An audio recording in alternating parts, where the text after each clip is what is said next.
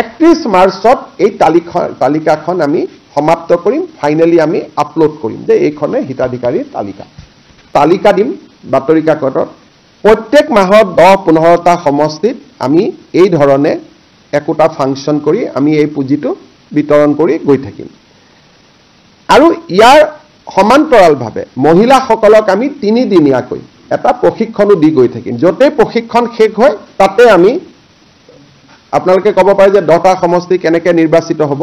অৰ্থাৎ যতে প্ৰশিক্ষণ শেষ হয় তাতে আমি টকাটো দিয়াৰ আৰম্ভ কৰিম আমাৰ বাজেটৰ এইটো প্ৰথম এনাউন্সমেন্ট আমি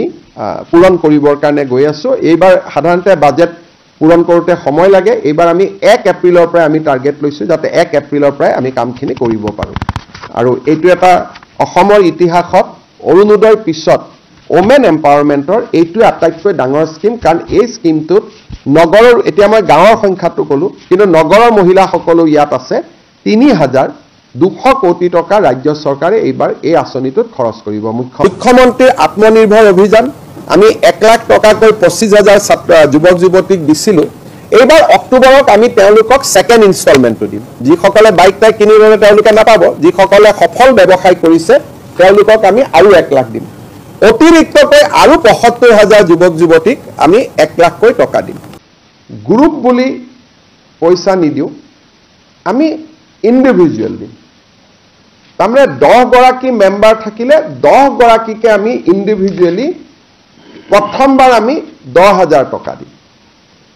10,000 টকাটোৰ উপযুক্ত ব্যৱহাৰ যেতিয়া তেওঁলোকে কৰিব পাৰে দ্বিতীয়বাৰ আমি তেওঁলোকক 25,000 টকা দিম তাৰে 12,500 চৰকাৰে দিব 12,500 বেংকৰ পৰা আমি লৈ দিয়াৰ ব্যৱস্থা কৰিম য'ত নেকি ক্ৰেডিট গ্যাৰেণ্টি স্কিম চৰকাৰে কৰিব যাতে বেংকৰো ক্ষতি নহয় আৰু থাৰ্ড ইয়াৰত আমি তেওঁলোকক 50,000 টকালৈকে লৈ যাব খুজো 10, 25, 50 টোটেলি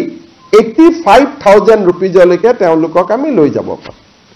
এতিয়া কথা হ'ল যে আমাৰ 36 লাখ মেম্বাৰ আছে আমি 36 লাখকে দিম নেকি প্ৰথম কথা ইয়াত আমি এটা নিয়ম কৰিছিলো যে যদি সাধাৰণ মহিলা হয় তেতিয়ালে এই স্কিমটো তাৰ কাৰণেহে মুকলি যাৰ সন্তান 3টাতকৈ বেছি নহয় যদি এসটি এসসি মৰাণ মটক চাহ বাগিচা হয় আমি 4টালৈও মুকলি কৰি দিছিলো এই প্ৰক্ৰিয়াটো আমি 3টা লেয়াৰ ভেৰিফিকেশন কৰাৰ পিছত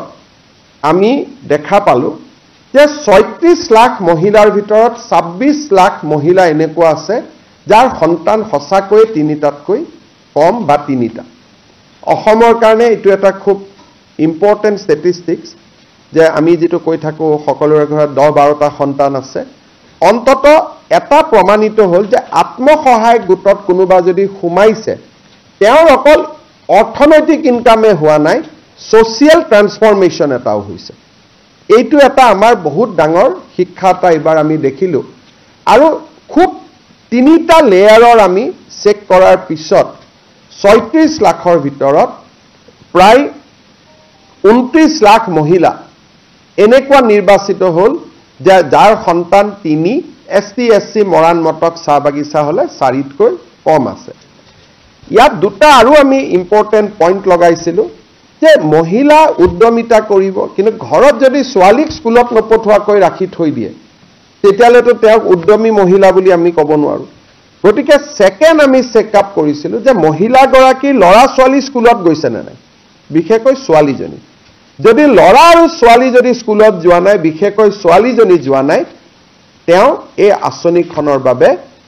নিৰ্বাচিত নহব থাৰ্ড আমি কৈছিলো যে এই মহিলা গৰাকী কোনো বেংকত ঋণ আদি থাকিব নালাগে এই গোটেই কেইটা ক্ৰাইটেৰিয়াত 29 লাখ মহিলা নিৰ্বাচিত হ'ল কিন্তু এই 29 লাখ মহিলাৰ ভিতৰতো কোনোবা চৰকাৰী কৰ্মচাৰীৰ পত্নী আছে কোনোবা হয়তো ঠিকাদাৰৰ ল'ৰা ছোৱালীৰ পত্নী আছে কোনোবাই হয়তো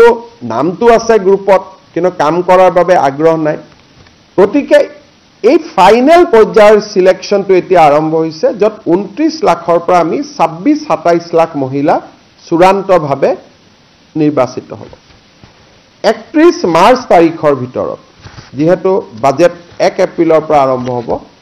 31 মাৰ্চৰ ভিতৰত আমি 29 লাখৰ পৰা ফাইনেল যেটো চেকিং সৰকাৰি কৰ্মচাৰী পত্নী